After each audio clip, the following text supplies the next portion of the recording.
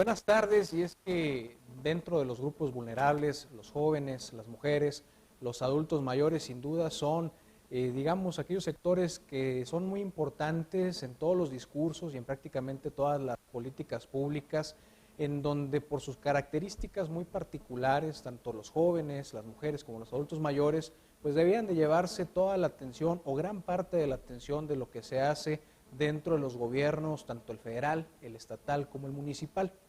Y el día de hoy, precisamente partiendo de esta imagen que usted está viendo aquí, viene a cuenta porque hace unos días se anunció por parte del Instituto Coahuilense de la Juventud una serie de actividades que se iban a realizar o que se estarán realizando en el mes de julio y luego en el mes de agosto,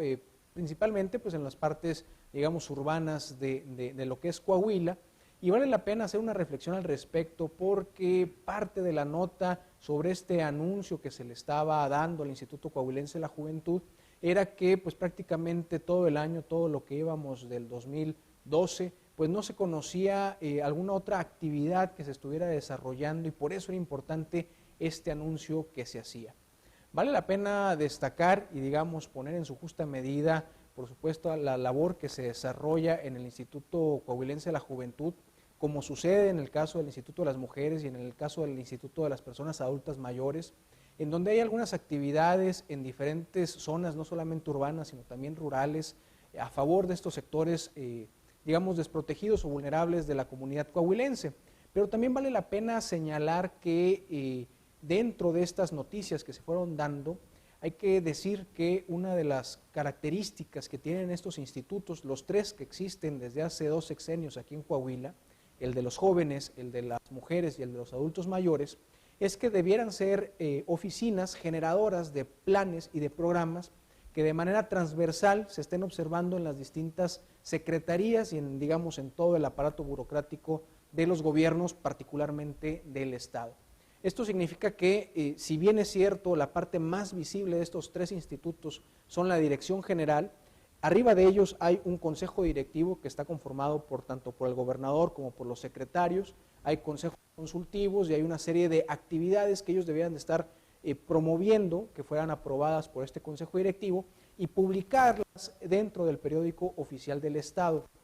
Este requisito de publicar estos programas estatales de la juventud, de las mujeres y de los adultos mayores en el periódico oficial es mucho más que un mero requisito, es de alguna forma el dar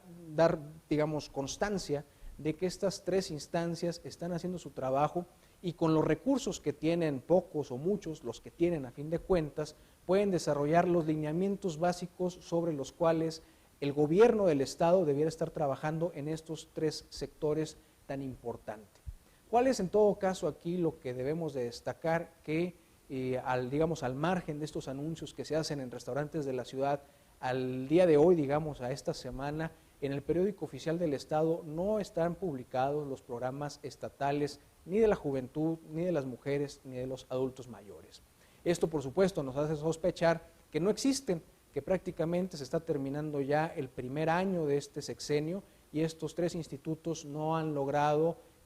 conformar lo que debiera ser un programa de trabajo mucho más allá de una serie de actividades que se están dando. Insisto, no será mucho,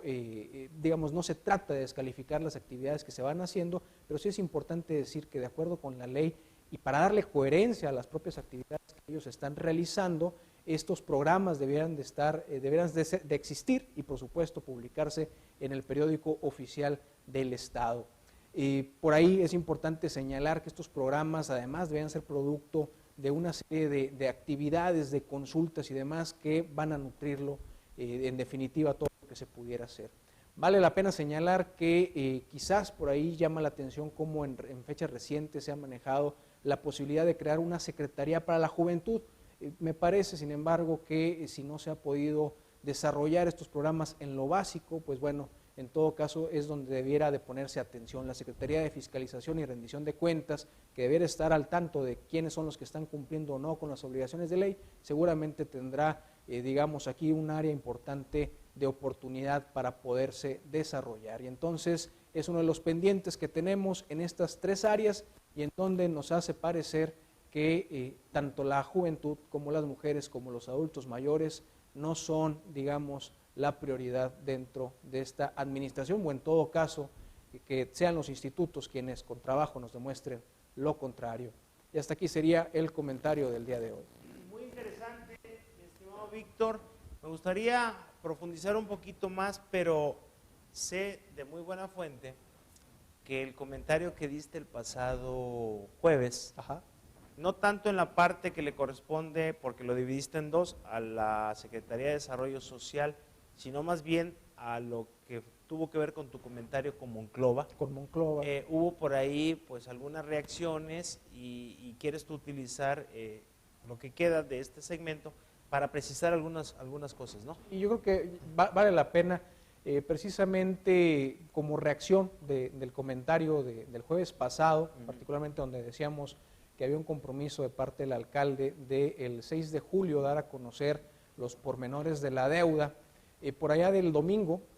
digamos del jueves al domingo no hubo nada, hasta cerca del domingo hubo una reacción en donde me señalaban que el alcalde sí había cumplido con su compromiso, en todo caso de dar los pormenores de la deuda. Yo insistí a través de la comunicación que tenían, que no ubicaba esa información y que de hecho, digamos, mis fuentes allá en Monclova tampoco lo ubicaban, y entonces, bueno, seguimos buscando. El miércoles ya me indican y me ubican. Lo que sucedió el 6 de julio, en la fecha comprometida con el alcalde, fue la realización de un informe de los 150 primeros días de trabajo de la administración. Y ahí, efectivamente, hay que decirlo, en el arranque de este informe, de acuerdo con, digamos, la documentación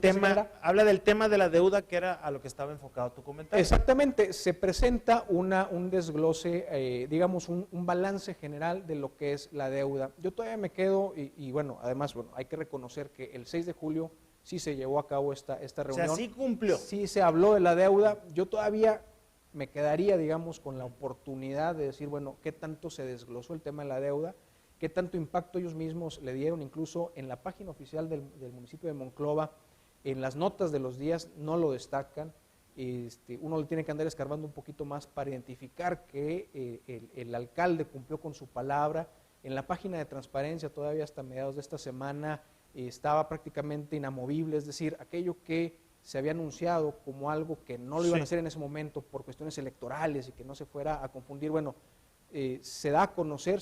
un balance, pero no se actualiza ni el 6 de julio ni prácticamente en esta semana la información que por ley en transparencia debiera estar relacionado con la deuda y con los otros ejercicios. Entonces, bueno, la aclaración en este sentido es que nos hicieron ver que el 6 de julio en Monclova sí se dio un informe, dentro del informe se dio esto, me parece claro que desde mi perspectiva es a medias y que además no se actualiza el resto de la página de transparencia de internet, pero vale la pena, ¿no? Muy bien, no, está bien el comentario, digo, es también a veces justo reconocer cuando uno pues no tiene la información a veces completa, ¿verdad? Sí. Pero bueno, aclarado el punto. Víctor, no nos despedimos, regresamos después del corte, invitamos a nuestro amigo Sergio Avilés que se incorpore con nosotros pues, para analizar este tema que de veras suele ser siempre muy interesante en las redes sociales. Sí. Vamos a un corte, regresamos.